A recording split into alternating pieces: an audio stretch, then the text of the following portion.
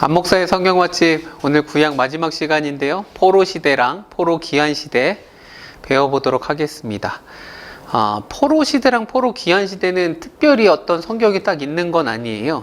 열왕기 열왕기 하와 역대 하에 이제 이스라엘 망하면서 포로로 잡혀가니까 그 뒷부분하고, 그리고 포로 생활할 때에 이제 적었던 에스겔 선지서, 이제 다니엘서, 이런 그런 걸 통해서 알 수 있는 것이죠. 에스더도 이제 나중 이야기니까.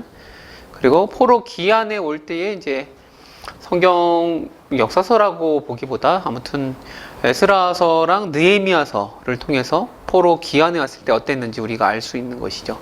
아무튼 정확하게 딱 들어맞는 성경은 없지만 굉장히 중요한 말씀인 것입니다. 오늘 포로와 포로 기한 시대. 우리가 지금까지 그 하나님 나라 관점으로 성경을 보고 있습니다. 하나님 나라는 죽어서 가는 천국이라기보다 하나님이 왕 되셔서 다스리시는 나라, 통치하시는 나라가 하나님 나라인 것입니다. 그래서 하나님 나라의 샘플로서 구약은 이스라엘을 들어서 하나님이 하나님 나라를 이뤄가시려고 부단히 노력하는 것을 쓰신 것이죠. 역사죠. 그래서 남의 나라 역사를 뭐 이렇게 알아야 되느냐? 하나님이 이스라엘을 들었었기 때문에 그런 것입니다. 잘 알아야 되는 것입니다. 신약은 하나님 나라 샘플로서 교회를 들어서 쓰신 것이죠. 하나님이 교회를 사용하시는 것입니다. 지금까지 우리가 교회로 모였으니까 교회가 하나님 나라를 세상 가운데 드러내야 되는 것입니다. 하나님 나라는 하나님의 구원받은 백성으로서 세상 가운데 세상과는 전혀 다른 삶을 살아가는 것이죠. 왜냐하면 하나님의 다스림, 통치를 받으니까. 그래서 피라미드 구조로 되어 있는 세상, 무한 경쟁, 약육강식, 적자 생존, 이런 원리로 돌아가는 세상이 아니고 하나님 나라는 그 역피라미드 구조로 되어 있죠. 섬기는 것, 가난하고 약한 자들, 소외받는 자들, 차별받는 자들 없이 다 같이 하나님의 선하심대로 살아가는 것. 그래서 우리를 제사장 나라로 또 거룩한 백성으로 삼으셔서 세상의 나라가 우리 하나님 나라를 볼 수 없으니까 쟤네 뭔가 다르다 싶고 저게 좋다 싶어서 점점점 들어오게 되는, 하나님 나라가 확장되는 이런 것을 꿈꾸는 것이죠. 그래서 교회를 보면 하나님 나라를 볼 수 있어야 되는 것입니다. 교회는 세상 나라랑 전혀 다르죠. 기업처럼 이익을 위하여서 파는 것이, 구원을 파는 그런 것이 아닌 것입니다. 그래서 교회에서 제일 중요한 건 하나님 나라가 뭔지를 정확하게 알고 하나님이 교회를 통해 무엇을 이루려고 하시는지 그걸 알아야 되는 것입니다. 교회 얘기하면 한도 끝도 없으니까. 아무튼 오늘 구약 이스라엘 하나님 나라, 하나님 나라인 이스라엘이 어떻게 망하는가를 볼 건데요. 포로로 잡혀가니까.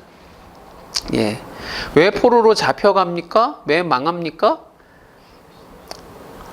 하나님의 언약의 말씀에 신실하지 않아서 그런 것입니다. 그러니까 하나님은 늘 약속을 신실하게 지키시는 분이십니다. 하나님은 늘 일을 이루시는 분, 성취하시는 분.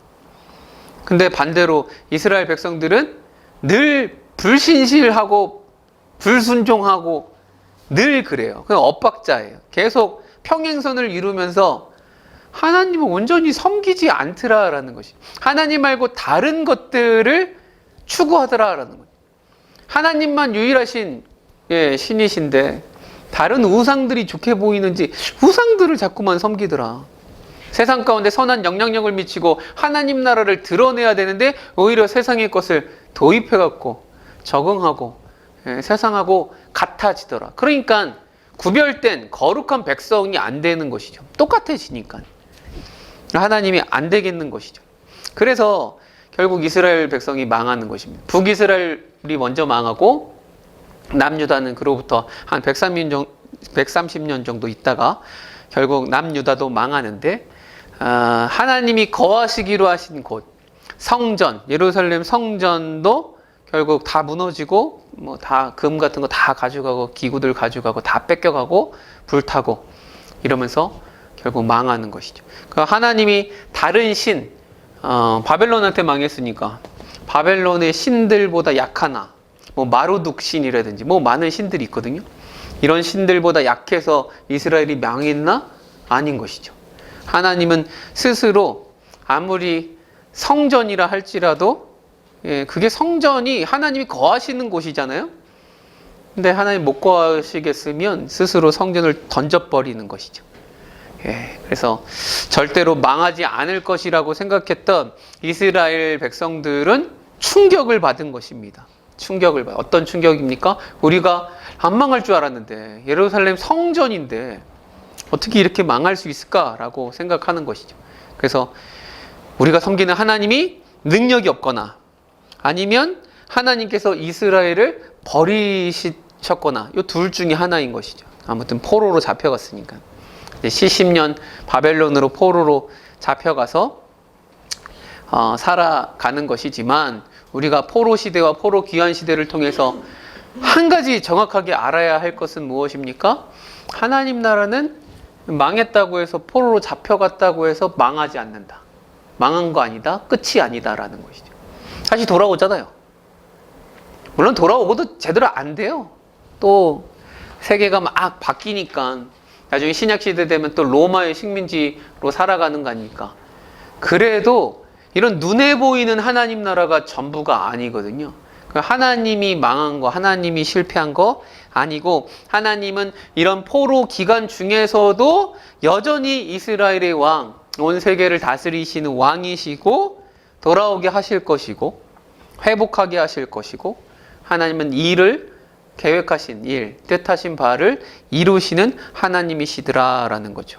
그래서 아무튼 이스라엘 백성들 포로로 잡혀가서 70년 동안 예배도 못 드리죠. 제사 못 드려요. 율법대로 살아갈 수가 없어요. 노예로 살아가는 것이죠. 근데 여러분, 예배를 계속 못 드리면 어떤 마음이 듭니까?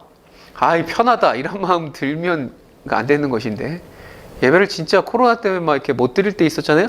그럼 예배 드리고 싶다, 이런 마음 들거든요. 그들은 예배를 사모하고 이 바벨론의 신들, 신전들, 어마어마한 것들을 봤는데, 그 신들 결국 아무것도 아니고 하나님이 진짜 신이구나 라는 걸 알게 되는 것이죠. 그래서 결국 포로 귀환해온 백성들은 물론 올바로 온전하게 살아가지는 못했지만, 이제 유다 백성들, 유대인들은 우상 숭배는 안 해요. 우상을 만들어서 섬기는 것, 이거는 안 하는, 우상 숭배 묵은 때를 빡빡 벗겨내는, 그게 바로 포로 기간에 있었던 일이었더라. 이게 다 하나님의 큰 계획, 큰 그림 안에서 되는 것입니다. 그래서 오늘 하나님 나라 결코 망하지 않는다. 끝이 아니다 라는 것 알아두시고, 먼저 포로기 시대를 한번 정리해 보는데, 열왕기 하 뒷부분, 역대 하 뒷부분, 또 예레미야서를 참고해서 우리가 성경을 봐야 됩니다. 그래서 포로로 1차, 2차, 3차로 포로로 잡혀가는 것 제가 말씀드렸죠? 그래서 1차, 2차, 3차로 포로로 잡혀갑니다. 간단히 정리해보면, 먼저 BC 609년에 애굽과 바벨론이 전쟁을 하게 됩니다. 패권을 다투기 위해서 바벨론과 애굽이 싸우게 되는데, 중간에 유다가 있거든요. 애굽이 너네 지나가갖고 전쟁하려고 한다 그러는데, 굳이 요시야 왕이 가로막으면서 전쟁에 참전을 해요. 무깃도에서 그래서 요시야가 죽게 됩니다. 여러분, 요시야 어떤 왕입니까? 히스기야 왕 다음으로 가장 선한 왕, 종교개혁 일으키고 훌륭한 왕인데, 므낫세의 왕의 그 죄악이 너무 이제 심화해서 하나님이 이스라엘을 이제 멸망시키는 것이죠. 아무튼 요시야 왕이 갑자기 죽고 백성들이 급히 그의 아들 여호아하스를 왕으로 세웁니다. 여호아하스 왕. 근데 애굽이 돌아가면서 여호아하스 왕을 폐위시키고 여호야김 왕을 왕으로 세우는 것이죠. 그래서 여호야김, 여기 여호야김이죠? 얘가 이제 18대 왕. 남유다는 20대까지 있으니까 여호야김 왕이 19대 왕, 시드기야 왕이 20대 왕, 멸망하는 것이죠. 아무튼 여호아하스 왕 폐위시키고 여호야김 왕이 되었다. 그래서 이 여호야김 왕은 애굽에 종속되어서 애굽에게 조공바치고 뭐 이렇게 눈치 보는 그런 입장이었습니다. 근데 애굽과 바벨론의 2차 전쟁이 일어나거든요. 1차로 안 끝나고 2차 전쟁이 일어나갖고 이 여호야김 왕 때에 온 것이죠. 그래갖고 느부갓네살 왕이 예루살렘을 1차로 침공하고 애굽을 섬기던 여호야김이 이제 바벨론에 종속되게 되는 것입니다. 이때에 1차로 포로로 잡혀가는데 그때 이제 왕족과 귀족들 높은 사람들을 다 1차로 포로로 잡아가는 것입니다. 그래서 그때 갔던 사람이 누구냐면 다니엘. 그래서 다니엘은 1차 때 포로로 잡혀가는 그런 사람이 되겠습니다. 그게 1차 포로 잡힘. 2차는 이 여호야김 왕이 계속 바벨론을 섬기는 것이 아니고 바벨론을 배신해요. 배신해. 그래서 느부갓네살 왕이 주변 국가들의 특공대를 보내고 또 여호야김이 죽고 여호야킨 왕, 여호야킨이 즉위를 했지만 얘 뭐 3개월만 하고 얘를 데리고 포로로 잡아갑니다.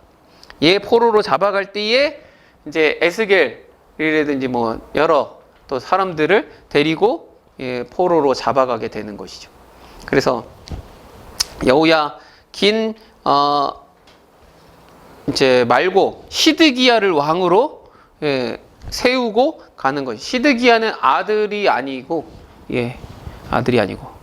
시드기야를 20대 왕으로 세우고 잡아가더라. 2차 포로로 잡아갔다. 지금 계속 1차, 2차, 3차 계속 점령할 때의 왕이 누굽니까? 바벨론의 느부갓네살 왕. 느부갓네살 왕, 유명한 왕이죠. 느부갓네살 왕이 그냥 바벨론 말을 잘 들어야 되는데 자꾸만 배반을 하고 애굽에 붙을까 바벨론에 붙을까 계속 줄타기를 하는 거예요. 사실 우리나라도 이 힘없는 약소국들은 강대국 사이에서 참 애매해요. 어디로 붙어야 되나? 미국의 편을 들어야 되나? 아니면 중국의 편을 들어야 되나?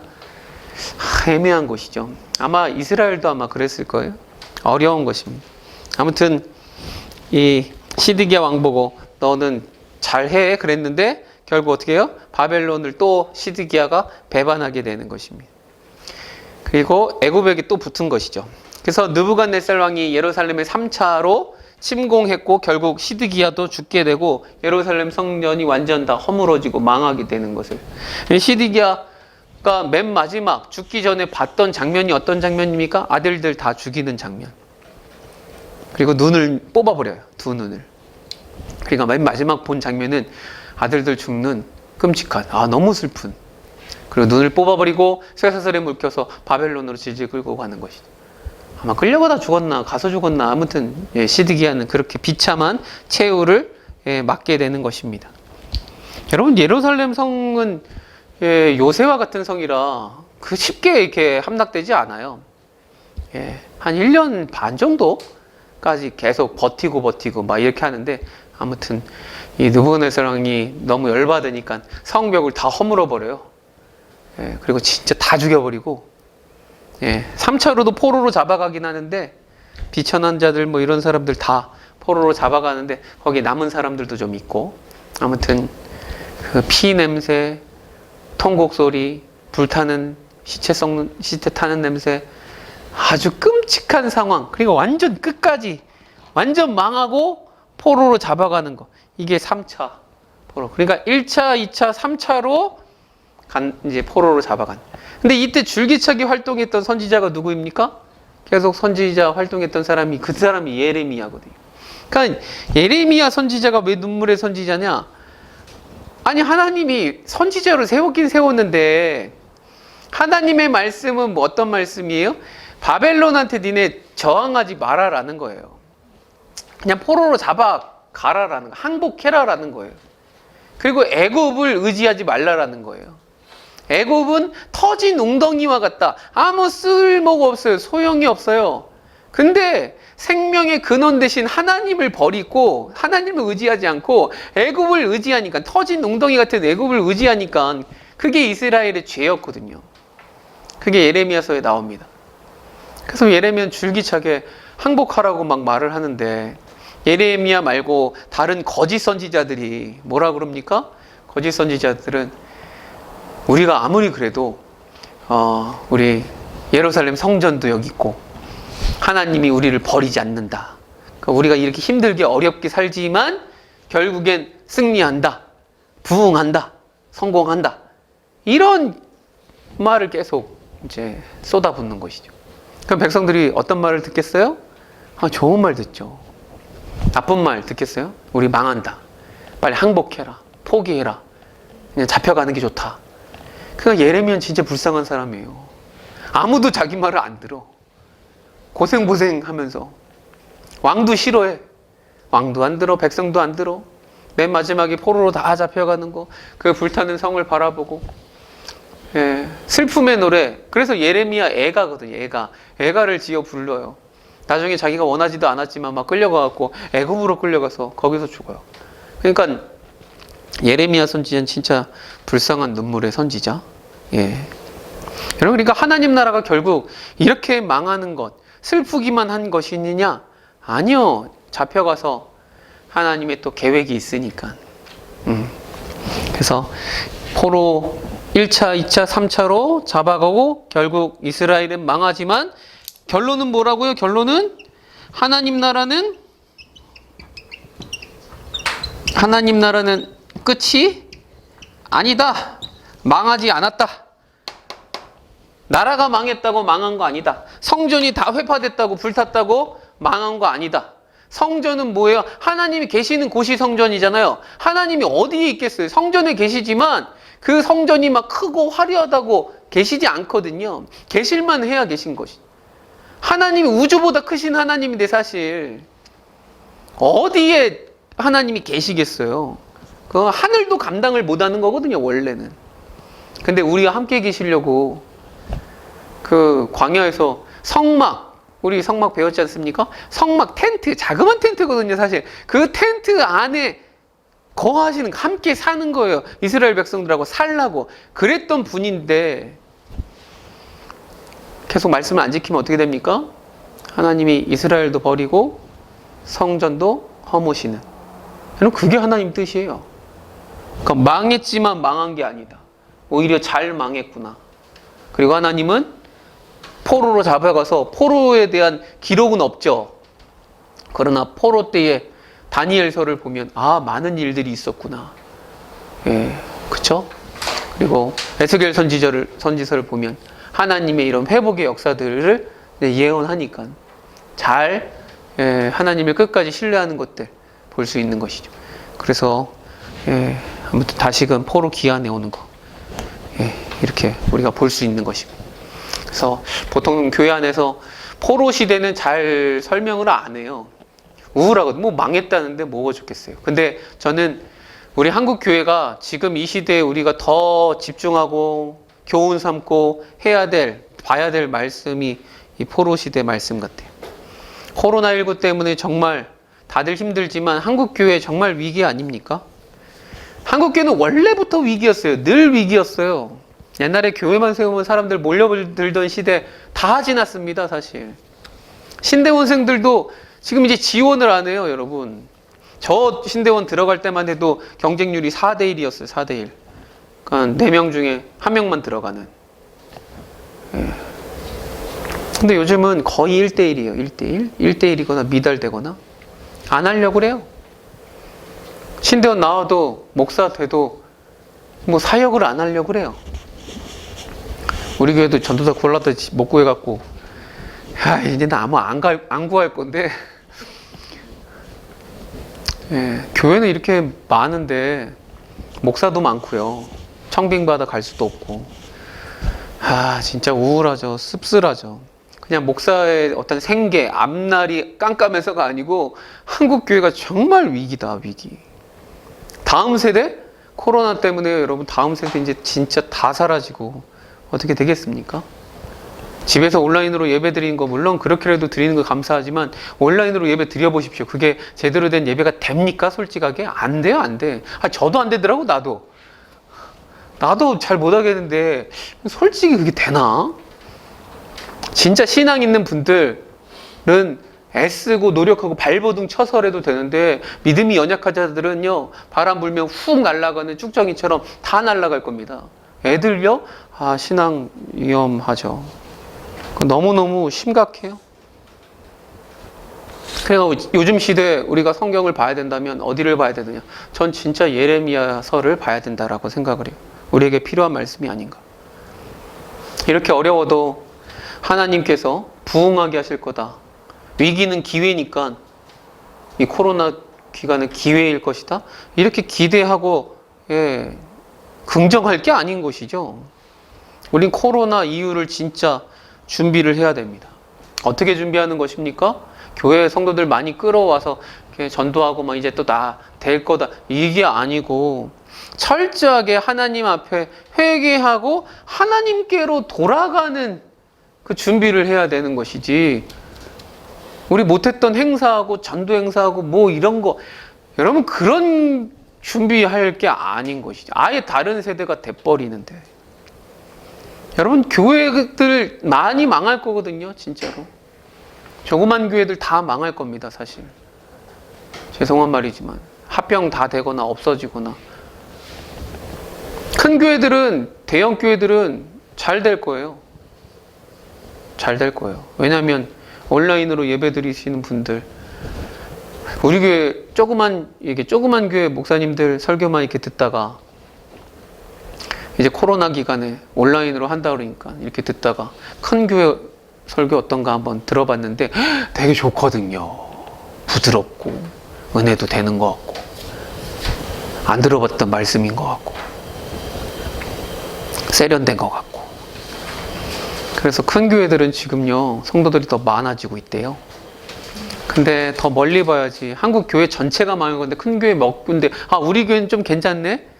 이게 뭡니까? 그거는 진짜 한 치 앞만 보는 것이죠.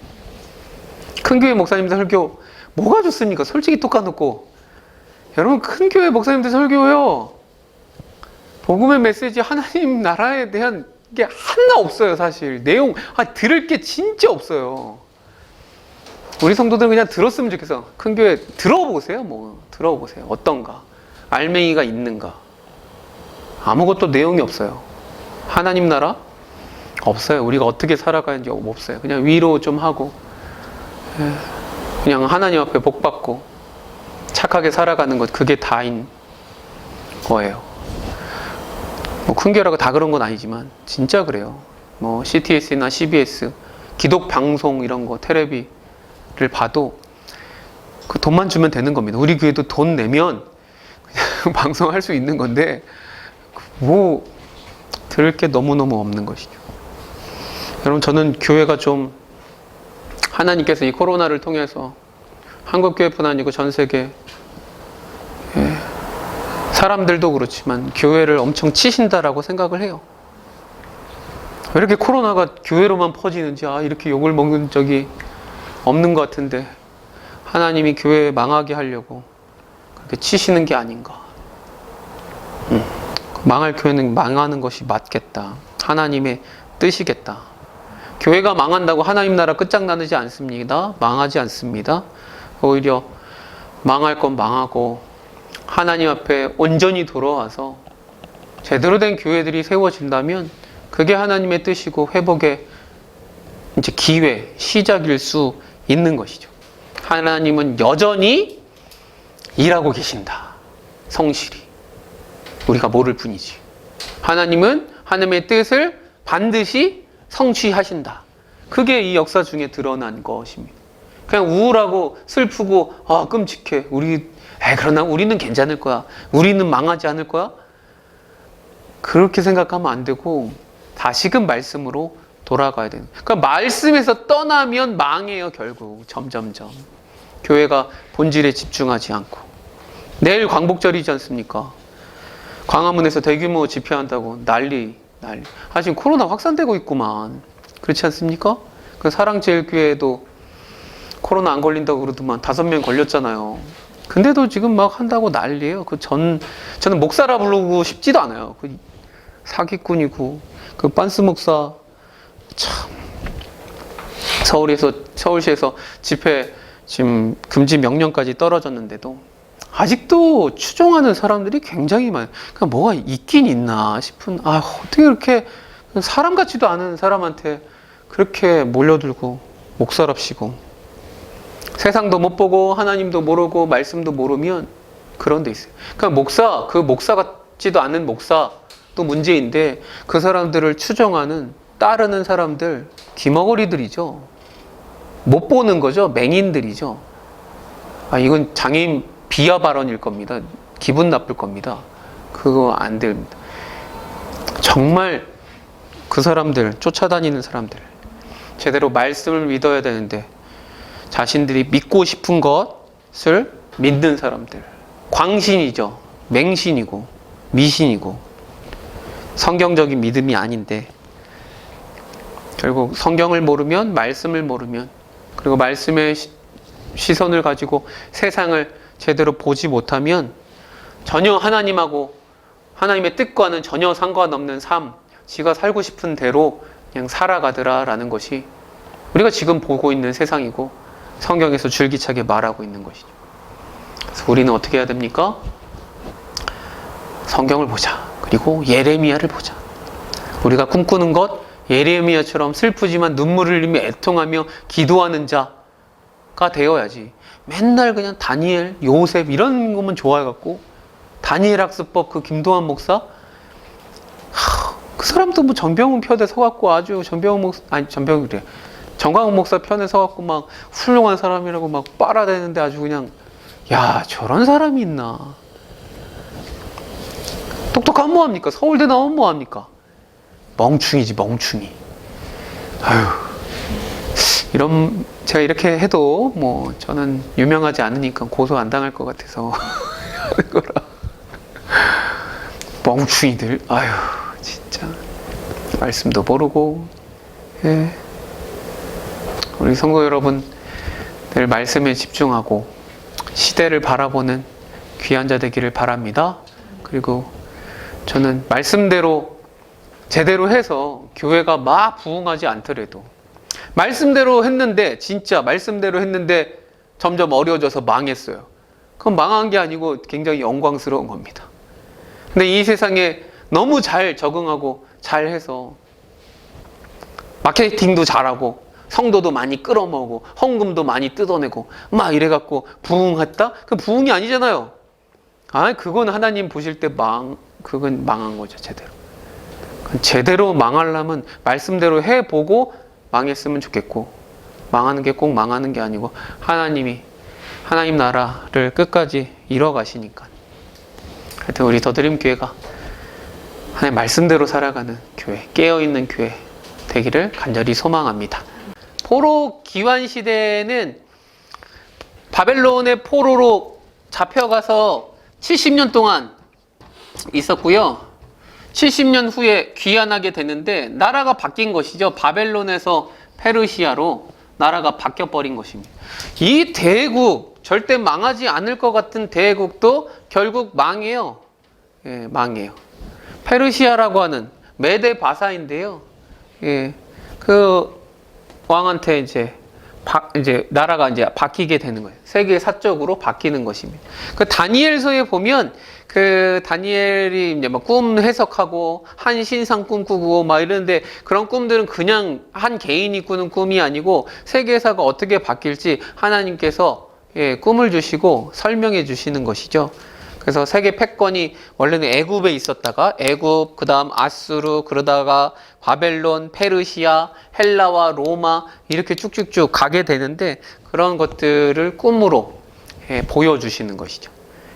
그래서 왕들이 꾸는 꿈은 그냥 꿈이 아니고 그때 꿈을 해석하는 사람들, 가장 지혜로운 사람들이죠. 그래서 과학자들, 점성술가, 점쟁이들 이런 사람들, 모든 사람들이 왕이 꿈꿨을 때에 막 그 꿈을 해석해야 되는 나라의 흥망성쇠가 거기에 달렸으니까. 그래서 다니엘도 그런 꿈을 해석하는 사람들 중에 가장 높은 사람이었죠. 그래서 포로로 잡혀갔을 때 다니엘서, 에스겔서 한 번씩 읽어보시고 쉬운 책은 아닙니다. 특별히 다니엘 뭐 플루모프에 들어가는 거, 물론 단일화 안 들어가고 이제 새 친구지만 그런 사건들, 또 다니엘 이제 사자굴 들어갔는데 뭐 살아나는 이런 재미난 이야기들은 6장까지만 이제 나와 있고, 뒷부분은 다 묵시문학이고 굉장히 어려운, 그래서 함부로 볼 수 있는 책은 아닙니다. 묵시문학. 에스겔도 여러 가지 환상들 많이 나오잖아요. 그러니까 에스겔, 다니엘, 요한계시록 요 세 가지를 가리켜 묵시문학, 꿈과 환상을 말한다라는 것이죠. 그래서 천상의 세계와 이 땅의 세계를 그런 환상들로 설명하는 것, 이게 문학적 양식이에요. 사실 환상을 정확하게 봤다라기보다 봤을 수 있죠. 그러나 그런 것들로 보여주는 것입니다. 우리가 설명하는 것이고, 특별히 계시록은 구약의 이런 묵시문학에 있던 그림들, 환상들을 가져와서 쭉 이스라엘 백성들, 그 하나님 나라의 역사를 쭉 설명하는 거예요, 사실. 그러니까 미래에 뭐 일어날 일을 뭐 예언하듯이, 아메겟돈 전쟁이 뭐 일어나고 666 뭐 베리집이 어떻고 그래서 나중에 다 종말일 때는 무슨 일이 있고, 그럼 그게 아니에요. 그래서 7가지 인이 있잖아요. 인을 띠고, 그 뭐 나팔, 그리고 대접, 재앙, 막 이런 재앙들이 일어나면 막 무섭잖아요. 그러다가 나중에 다 하나님 진짜 오셔면 이제 다 된다, 뭐 이런 게 아닙니다. 미래에 있을 일이 아니고, 모든 신앙의 고백들, 역사들을, 그런 구약의 모든 그림들을 다 끌어와서 가지고 와서 설명하는 것입니다. 고백하는 것이고. 그래서 나중에 하여튼 신약 가서 계시록은 따로 떼서 제가 다시 한번 설명드리겠고요. 결국 아무튼 이런 묵시문학을 통하여서 괜히 우리를 무섭게 겁주려고 하는 게 아니고, 결국은 하나님 나라가 아까도 말했지만 포로 시대 때 끝이 아니다. 하나님 나라는 궁극적으로 결국에는 승리한다라는 것을 묵시는 문학에서 보여주고 있어요. 세상 나라가 아니고 하나님 나라가 승리한다. 그런데 맨 마지막에는 찬송하고 천국을 보여주면서 끝나게 되는 것이니까, 우리는 그런 거 보면서 절대 겁낼 필요 없다. 하나님 나라 백성들은. 그래서 하나님 나라는 승리하고 영원하다라는 걸 보여주는 것입니다. 포로 귀환 시대를 해보면, 포로 귀환 시대 1차 때 지도자가 스룹바벨, 인솔자이죠. 스룹바벨하고 예수아라는 사람이 이제 포로 귀환을 해오는 것입니다. 그래서 여기 보면 49,000 뭐 몇 명이니까 거의 5만 명 정도, 5만 명 정도 오는 것이죠. 그렇게 많이 안 와요, 생각보다. 왜냐하면 70년 정도 지났기 때문에 거기에 적응하고 사는 사람들도 많고, 여러분 70년 지났으면 거기서 털을 다 닦은 거거든요. 다시금 굉장히 먼 곳에 자기의 살던 그런 지역을 떠나서 이주하는 것인데, 그거 쉽지 않습니다. 아무튼 오는 게 쉽지 않더라. 많이 오지 않았어요. 많이. 아무튼 한 5만 명 정도, 스룹바벨과 예수와, 그래도 기대감을 가지고 왔죠. 하나님의 이 약속의 성취니까 포로를 귀환해 올 때 얼마나 겁났겠어요. 기대감도 있으면서. 갔다 왔더니 너무 황량하잖아요. 그래서 첫 번째 1차 포로 귀환해 와서 한 것, 가장 중요한 것은 성전을 재건하는 일이죠. 성전이 없잖아요. 다 무너졌으니까. 성전을 재건하더라. 성전 재건. 성전 재건할 때 활동했던 선지자가 누구입니까? 학개랑 스가랴 선지자가 성전 재건할 때에 두 선지자가 같이 활동했습니다. 성전 먼저 지어라 라는 것이죠. 사람들이 와갖고, 물론 참 어려운 상황이니까 자기들이 집 먼저 짓고 뭐 이렇게 했었는데, 우선순위는 성전이 먼저지 않느냐 이렇게 계속 말을 해갖고 성전부터 지었다라는 것이죠. 그래서 목사님들이 건축원금 이런 거 할 때, 교회 건축할 때 학계에서 되게 많이 설교하세요. 교회가 더 우선이다. 먼저 된다. 그렇게 하는데 꼭 그게 맞나 싶기도 하고, 성전은 이 교회 건물이 성전이 아니니까. 사실 성전은 우리가 성전 아닙니까? 우리가. 교회는요, 우리 교회 건물이 아니고 우리가 교회거든요. 그건 좋은 교회는 뭡니까? 사람들이 좋은 교회 선택하는 첫 번째 기준은 담임 목사 설교거든요. 80% 이상. 예. 조사 결과가 그래요. 80% 이상이 담임 목사 설교, 은혜스러운가, 자기한테 맞는가, 좋은가. 그리고 이제 교회 분위기나 뭐 여러 가지 것들이 되는 거죠. 담임 목사 설교가 제일 중요하대. 근데 원래 하나님 나라 공동체, 교회라는 것이 원래 담임 목사의 설교가 그렇게 중요했던가? 물론 이상한 설교하는데 거기 있을 수 없죠. 저 같아도 평신도인데 맨날 이상한 햇소리를 해대고 말씀을 제대로 안 가르치고 하고 싶은 말 해대면 거기는 반드시 나와야 됩니다. 있을 필요가 없어요. 그건 당연한 거긴 한데 우리의 모든 것이 설교 들으려고 뭐 배우려고 거기 교회를 다닌다? 아니거든요. 여러분 교회는 학원이 아니잖아요. 노량진이나 뭐 이런 강남이나 가면 학원들 있지 않습니까? 유명한 강사들, 학원은 가르침을 받는 곳이니까 유명 이제 스타 강사들이 얼마나 있느냐가 되게 중요한 거예요. 네. 근데 교회는 학원이 아니잖아요. 교회는 뭡니까? 하나님 나라 공동체잖아요. 공동체. 그러니까 교회를 고른다라는 것도 좀 그렇지만 아무튼 교회의 핵심은 공동체성이거든요. 좋은 교회는요, 목사가 좋아서는 안 되고 목사보다 성도가 좋아야 돼요. 성도가 서로 사랑과 섬김이 있느냐 없느냐, 그게 교회의 가장 좋은 부분. 그러니까 큰 교회는 그런 부분에 있어서 굉장히 사실 약한 것인데, 큰 교회? 내가 사랑의 교회나 뭐 분당 우리 교회나 명성교회나 뭐 온누리교회, 지구촌교회 이런 큰 교회 다닌다. 여의도 순복음교회 소속되어 있어 등록카드 있고 뭐 직분도 얻었어요. 집사고 뭐 권사고 장로예요. 장로까지 올라갈 수도 없으면 여러분 돈 없으면 올라가지 못해요. 근데 거기 소속되어 있다. 거기 교회 출석한다. 그게 무슨 의미가 있습니까? 담임 목사님 설교를 인터넷으로 듣거나 그렇게 듣는 거라면 아무 소용 없거든요. 자기가 아플 때, 힘들 때, 자녀가 속썩이거나 힘들 때, 아플 때 찾아와서 누가 기도해주고, 누가 신경 써주고, 누가 돌봐주고, 그게 교회 공동체잖아요. 가족이잖아요. 기쁠 때 진짜 기쁜 일인데 같이 기뻐해주는 것, 이거잖아요. 이거. 이번 주에 건호 형제가 취직이 됐다고 했길래 얼마나 기쁘든지 제가. 제 자녀가 취직한 건 마냥 기쁘더라고요. 그래서 통닭 한마디 보내줬는데 먹으라고.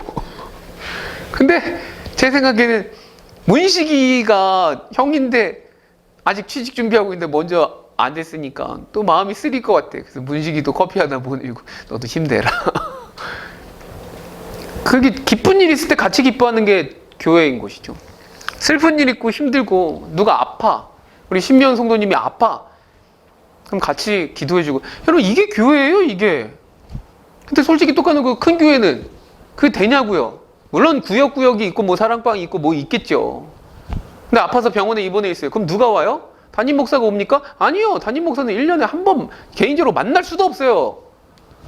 담임 목사님 멀리서 보여요. 진짜 멀리서. 그래서 참 말도 안 되는데 아무튼 명성교회 가면 그 담임 목사 실제 크기의 등신대를 세워놓고 거기서 사진 찍게 이렇게 뭐 아니 담임 목사 유명 연예인도 아니고 가서 이렇게 사진 찍어 등신대에서. 이게 뭡니까? 하여튼 아프면 누가 와요? 담임 목사가 안 와요. 교구 담당 목사가 와서 기도하지. 근데 교구 담당 목사가 와서 부목사가 와서 기도하고 관심을 갖는데, 솔직히 저도 부목사 생활을 해봤지만 여러분 그건 부목사 이렇게 일이에요. 일. 누가 아프다, 장례가 터졌다, 일이에요. 일. 진짜예요. 일이에요. 누가 주일날 안 나왔다 그러면 다 체크하고 일. 사실 병원에 갈 때 그렇게 기분 좋지 않아요. 힘들어. 좀 안 아팠으면 좋겠다. 특히 명절에는 좀 누가 안 돌아가셨으면 좋겠다. 그냥 일이니까. 휴가 때 해도 아무 연락이 안 왔으면 좋겠다.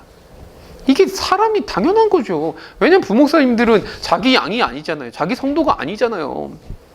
그 그건 직장이죠. 직업이죠. 자기가 진짜 청빈가하다거나 개척을 하거나 이래서 진짜 자기 성도면 모를까. 그러니 와서 신방을 하고 기도해 줘도 그게 아니라고요, 여러분. 그건 큰 교회? 난 큰 교회가 뭐가 좋은지 모르겠네. 내가 평신도라 해도 난 큰 교회 절대 안 갑니다. 그럼 작은 교회 가느냐? 작은 교회도 좀, 그럼 적당한 규모 교회를 가느냐? 모르겠어요. 그런 게 아니고, 담임 목사님이 햇소리는 안 해야 되고, 첫 번째는 막 은혜스럽게 설교를 하고, 설교하는 것보다 삶이 어떤지가 더 중요하니까, 일단. 근데 성도들이 진짜 서로 사랑하고, 같이 울고, 같이 웃는 끈끈한 하나님 나라 공동체를 생각하고 있느냐, 이게 되게 중요한 점인데, 담임 목사가 설교를 하나님 나라에서 입도 끝도 안 띄고 그냥 하나님 앞에 복 받고 착하게 살아가는 것, 좋은 성도로 남는 것을 목표를 두고 늘 설교하고 제자 훈련하고 가르쳤으면 어떻게 교회가 그렇게 되겠냐고요. 안 되죠, 안 돼. 그래서 지금 무슨 얘기하다 이렇게 나온 거예요? 계속 교회 성전 제거. 하여튼 성전 제거는 무엇입니까? 성전만 짓는 게 아니고 예배 회복이잖아요. 예배. 이때까지 한 번도 못 드렸던 예배를 드리려고 성전을 재건하는 것인데, 옛날 솔로몬의 성전하고 비교가 될 수 있겠어요? 규모며 이건. 그래서 그 성전 그것만 놓았는데, 기초만 놓았을 때 어른들은요 막 웅웅 울었어요. 속상하고. 젊은 사람들은 뭘 알아요. 그러니까 젊은 사람은 막 좋아하고 기뻐하고, 어른들은 울고. 되게 씁쓸하죠. 아무튼 우여곡절 속에 성전 재건하더라. 6년 동안이나 방치되어서 중단되어서 공사가 중단돼서 성전 못 짓기도 했습니다. 여러 가지 공격들, 방해들이 있어갖고. 아무튼 귀환한 사람들의 삶이 참 힘들지만, 중요한 건 왜 귀환해 옵니까? 왜 하나님께서 다시 보냅니까? 다시 내 백성으로 나한테 예배하고 제사 드리고 예배 드리는 백성들, 성전으로서 살아가도록 이렇게 하는 것이죠. 그러니까 초라한 성전이라고 하나님 계시지 않는 게 아니에요. 자그만 교회라고 하나님이 없는 게 아니라고요. 저는 물론 우리 교회 지금 코로나 때문에 잘 모이지 못하고 밥도 못 먹고 교제도 못 나서 진짜 너무너무 안타까운데, 그리고 온전한 교회, 진짜 완벽한 교회가 어디 있겠어요. 늘 부족한 점은 있지만 저는 하나님 앞에 부끄러움은 없는 공동체인 것 같아요. 우리 성도들이 어떻게 생각할지 모르겠지만 저도 부끄러움 없이 하려고 노력하고 있고, 우리 성도들도, 제가 성도들 보면 다들 정말 좋으신 분들, 같이 신앙생활을 해서 참 감사한 것이죠. 아무튼 성전은 크기나 화려함이나 그런 것의 본질이 아니고, 하나님이 우리 등에 계시는가 안 계시는가, 진짜 예배가 예배되는가 안 되는가, 이게 중요한 것이다. 너무 담임 목사 설교 너무 그렇게 생각하지 마세요. 우리 개척하고 지금 2년 반 지났지 않습니까? 2년 반 더 지났네. 한 명의 설교를 거의 이제 3년째 들으면 그 말이 그 말 같고 이제 좀 새로울 것도 없어요. 졸리기도 하고 너무 익숙하고. 그래요. 우리 와이프도 맨날 평생을 내 설교를 들었으니 얼마나 지겹겠어요, 진짜. 그래서 저는 나중에 진짜 우리 교회 안 다니도 된다, 사모가. 다른 교회 다녀가도 된다. 그냥 은혜가 돼야 되니까. 여러분, 사모가 뭔 잘못입니까? 사모도 사모로서가 아니고 어떤 직분도 아니잖아요, 사모는. 그러니까 한 명의 성도로서 은혜 생활하고 교회에 봉사하고 섬기고 공동체를 만들어야 되는데, 사모는 굉장히 애매하거든요, 사실. 성도들끼리야 막 얘기도 하고 막 이럴 수 있지만, 사모는 거기 끼기도 그렇고 안 끼기도 그렇고, 목사도 그래요. 고민을 다 털어놓기도 그렇고 안 하기도 그렇고. 굉장히 좀 어려운, 외로워요, 사실. 무슨 말 좀 잘못했다가 괜히 성도들한테 막 소문나고 괜히 막 시험 들고 막 이럴까봐 얼마나 늘 신경 쓰는지 몰라. 그래서 우리 와이프가 지금 흰머리가 많아지는 겁니다. 염색하고. 사모님들이 얼마나 우울증이 많은지 아세요? 진짜 우울증이 많아요. 불쌍해 죽겠어요. 그래서 저는 진짜 우리 사모가 나중에 다른 교회 가도 좋다, 진짜. 다른 교회 가서 신앙생활 해도 좋다. 라고 진짜 말을 하고 있어요. 아직 그런 목사 없지 않습니까? 문제 있지 않는 이상. 그래서 저는 최초의 목사 한번 돼볼까. 그런 사모를 다른 교회 보내는 교사로서 되게 하고, 그냥 나는 뭐 그냥 목회하고. 그냥 꿈입니다, 꿈. 아무튼 우리를 성전으로 불러주셔서 다시금 성전 짓기를 원하셨구나. 하나님 예배 받으시기 원하시구나. 거기에 포로 귀환 첫 번째 우리가 느낄 수 있는 것입니다. 두 번째 귀환, 포로 귀환에 왔는데, 에스라가 학자 겸 제사장 에스라인 것이죠. 에스라 성경 잘 알고 있는 사람. 에스라가 두 번째로 오게 되는 것입니다. 그래서 율법 교육을 하는 것이죠. 성전만 세워진다고 되는 게 아니고 말씀을 잘 알아야 되거든요. 그래서 율법을 잘 교육하는 것, 이게 두 번째 중요한 것입니다.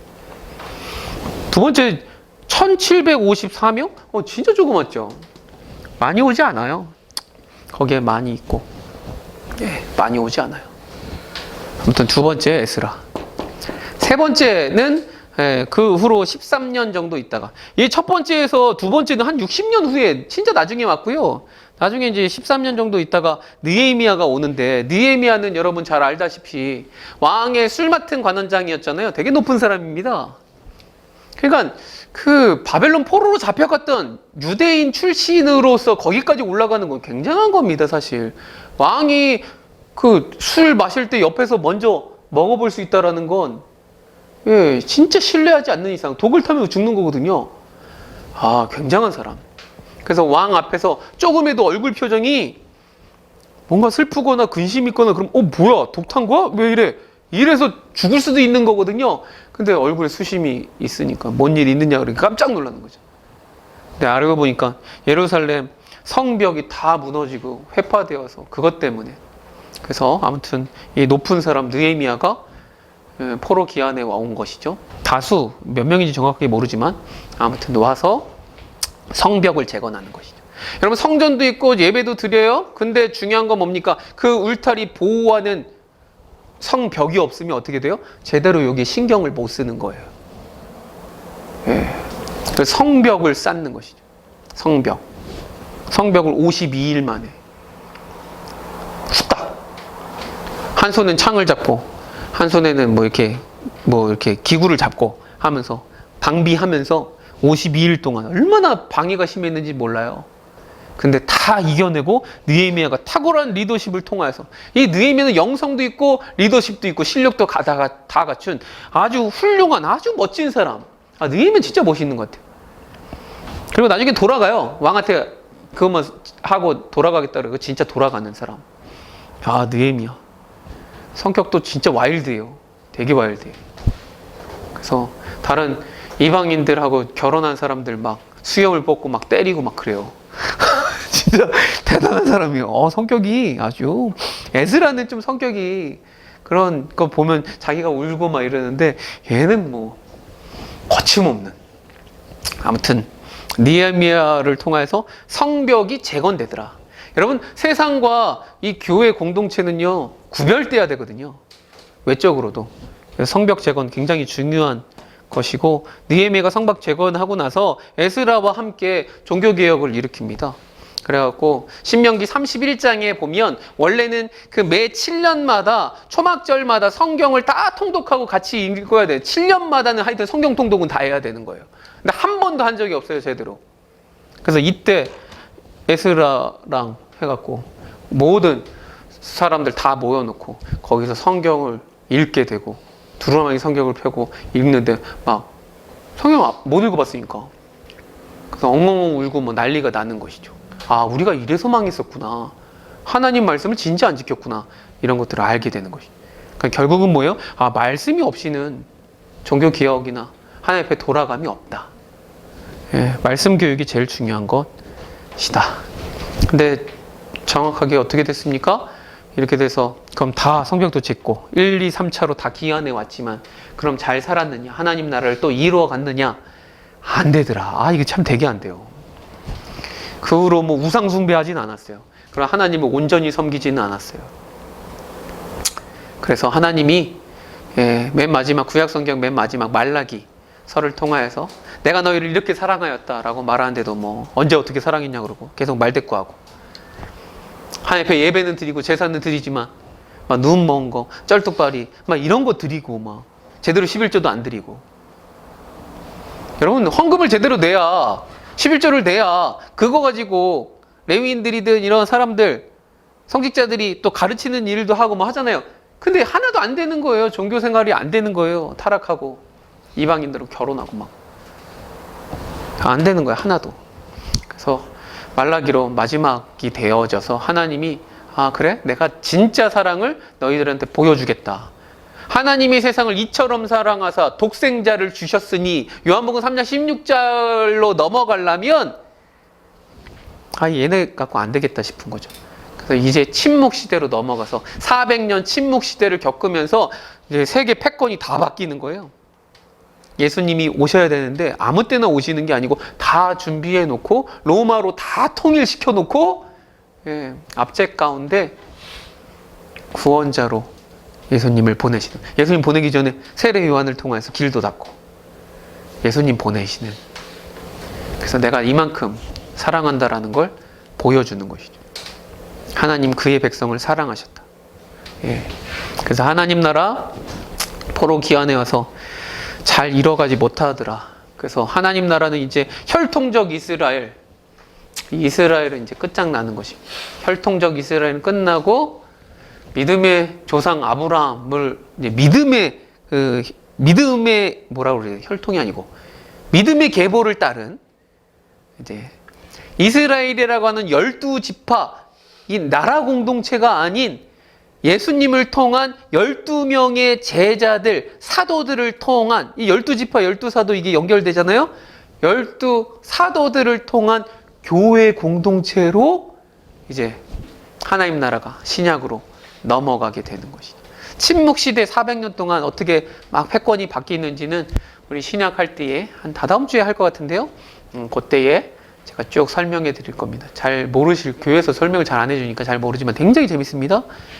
그래서 하여튼 신약으로 넘어가겠고, 신약도 재밌으니까 보시면 되겠고, 아무튼 오늘은 포로 1차, 2차, 3차로 잡혀가는 거, 그리고 70년 동안에 어떤 삶이 있었는지, 바벨론에서 있었던 일들, 다니엘서 통해서 보면 알 수 있고요.